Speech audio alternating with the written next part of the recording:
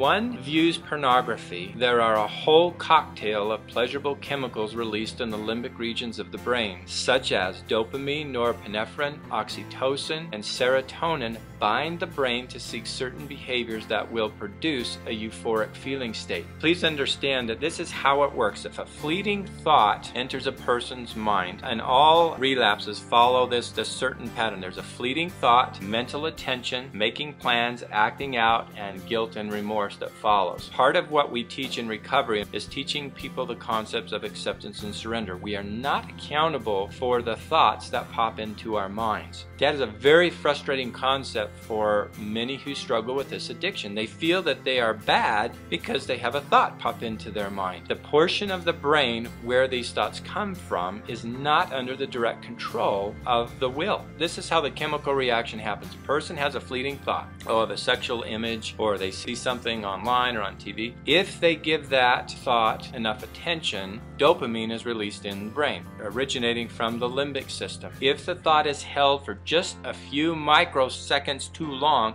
norepinephrine is released in the brain. Norepinephrine is associated with memories, and so it hooks to the memories of something that created pleasure, and then it just creates this drive and craving to follow through with the activity. And then if a person actually reaches the point of acting out, oxytocin is released. Now, oxytocin is what's known as the binding chemical. When a mother has a baby and they're holding the child in their arms, this is the chemical that's released to bind the mother and the child together. In males, there's a very similar chemical. And then after the acting out happens, and serotonin, which is our basic natural Prozac that we all naturally have in our brain, comes on, and we just have this kind of down, relaxing feeling afterwards. It's just to understand that, especially when this process is repeated over and over and oxytocin is released, people actually become bound to the computer, bound to the images online, that it becomes a part of their life. And what the limbic system does, the primitive part of the brain, it's a survival thing. It's just the greatest illusion that we function with in our culture right now, that pornography isn't addictive. The problem is that it's hitting our growing generation in a way that we just don't know what the outcome is going to be down the road, and so we really have to get some information out there and put some things in place to help people